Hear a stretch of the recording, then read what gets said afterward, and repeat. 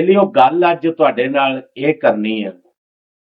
ਜਿੰਨੇ ਵੀ ਮੇਰੇ ਸੁਣਨ ਵਾਲੇ ਬੇਲੀ ਸੱਜਣ ਚਾਹਤ ਵਾਲੇ ਨੇ, ਜਿਹੜਾ ਬੰਦਾ ਮੇਰੀ ਵੀਡੀਓ ਤੇ ਕਮੈਂਟ ਕਰਦਾ ਉਹ ਆਪਣਾ ਨਾਂ ਤੇ ਸ਼ਹਿਰ ਜ਼ਰੂਰ ਦੱਸਿਆ ਕਰੇ, ਕਿਉਂਕਿ ਮੈਂ ਵੀਡੀਓ ਦੇ ਵਿੱਚ ਉਹਦਾ ਨਾਂ ਲੈ ਕੇ ਤੇ ਉਹਨੂੰ ਦੱਸ ਸਕਾਂ ਕਿ ਸਾਨੂੰ ਫਲਾਨੀ ਜਗ੍ਹਾ ਤੋਂ ਬੰਦਾ ਸੁਣਦਾ।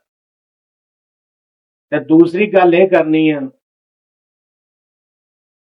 ਕਿ ਜਦੋਂ ਅਸੀਂ ਨਿੱਕੇ ਸੀ ਨਾ, ਉਦੋਂ ਵੀ ਅਸੀਂ ਡਰਦੇ ਸੀ। ਆ ਮੇਰੇ ਹਾਣੀ, ਮੇਰੇ ਹਮ ਉਮਰ, ਮੇਰੇ ਕਲਾਸ ਫੈਲੋ ਜਾਂ ਮੇਰੇ ਪਿੰਡ ਦੇ ਮੇਰੇ ਸੱਜਣ ਬੇਲੀ ਦੋਸਤ, ਉਦੋਂ ਅਸੀਂ ਡਰਦੇ ਸੀ। ਤੇ ਜੇ ਹੁਣ ਅਸੀਂ ਵੱਡੇ ਹੋਏ ਆ ਤੇ ਹੁਣ ਅਸੀਂ ਨਿੱਕਿਆਂ ਤੋਂ, ਹੁਣ ਵੀ ਅਸੀਂ ਡਰਦੇ ਆ। ਉਦੋਂ ਵੱਡਿਆਂ ਤੋਂ ਡਰਦੇ ਸੀ, ਹੁਣ ਨਿੱਕਿਆਂ ਤੋਂ ਡਰਦੇ ਆ।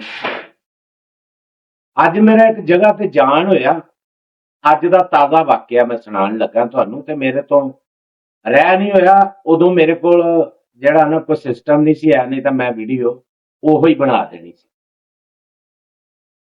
ਗਲੀ ਦੇ ਵਿੱਚ ਮੁੰਡੇ 4-5 ਖੜੇ ਸੀ ਤੇ ਗਲੀ ਸੀ ਤੰਗ ਜੀ, ਤੇ ਬਜ਼ੁਰਗ ਇੱਕ ਬਾਬਾ ਵਡੇਰਾ ਆਇਆ, ਉਹ ਲੰਘਿਆ ਜਾਏ। ਤੋ ਗਲੀ ਦੇ ਵਿੱਚ ਨਾ ਮੁੰਡੇ 4-5 ਖੜੇ ਸੀ,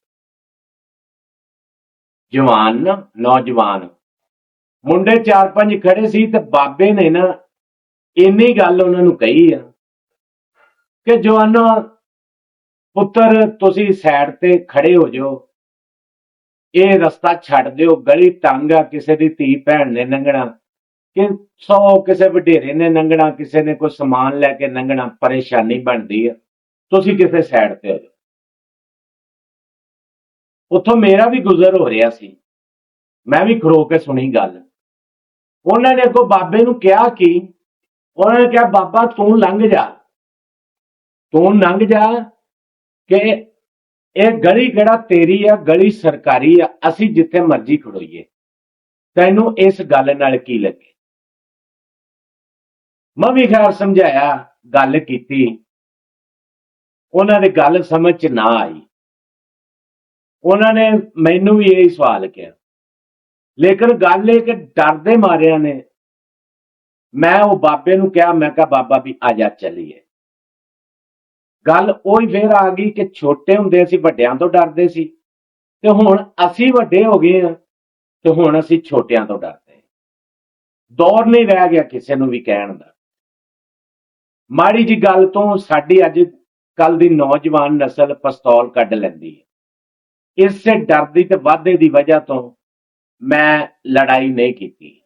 ਮੈਂ ਚੁੱਪ ਕਰਕੇ ਦਰਗੁਜ਼ਰ ਕਰਕੇ ਬਾਬੇ ਨੂੰ ਲਿਆ ਨਾਲ, ਤੇ ਮੈਂ ਉੱਥੋਂ ਟੁਰ ਕੇ ਤੇ ਅਸੀਂ ਉਹ ਜਗ੍ਹਾ ਛੱਡੀ, ਲੈ ਵੀ ਤੁਸੀਂ ਖੜੋ ਰਹੋ।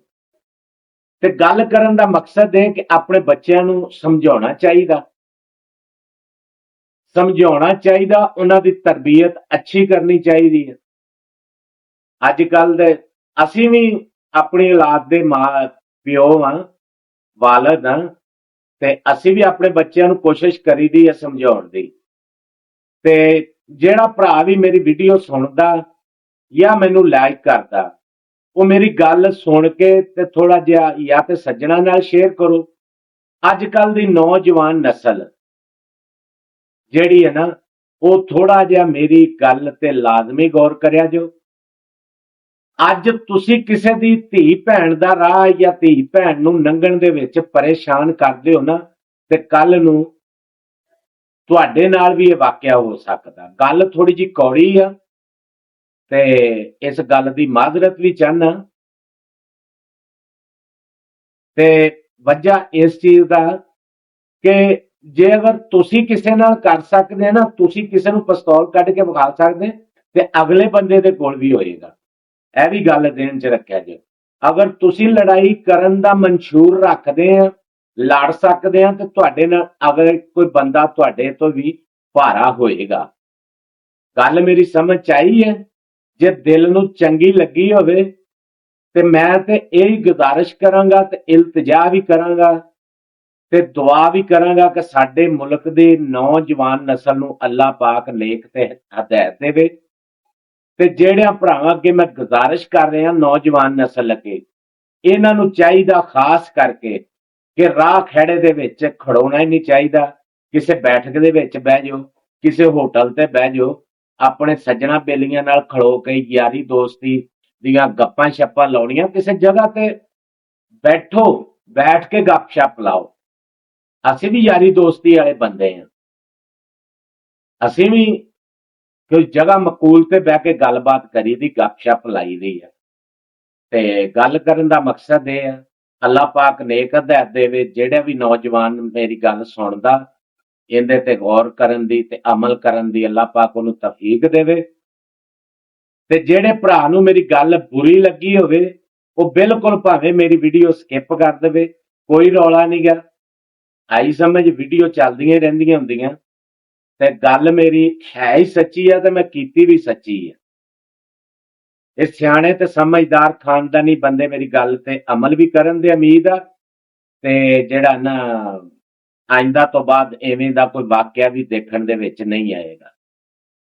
ਹੱਸਦੇ ਰਹੋ, ਵਸਦੇ ਰਹੋ। ਜੇ ਗੱਲ ਚੰਗੀ ਲੱਗੀ ਹੋਵੇ ਤੇ ਚੈਨਲ ਨੂੰ ਸਬਸਕ੍ਰਾਈਬ ਵੀ ਕਰਿਆ ਜੋ ਤੇ ਹੋਰ ਦੋਸਤਾਂ ਨਾਲ ਸ਼ੇਅਰ ਵੀ ਕਰਿਆ ਜੋ, ਤਾਂ ਕਿ ਕਿਸੇ ਆਉਣ ਵਾਲੇ ਨੌਜਵਾਨ ਨਸਲ ਦੇ ਵਿੱਚ ਇਜ਼ਾਫਾ ਹੋ ਸਕੇ।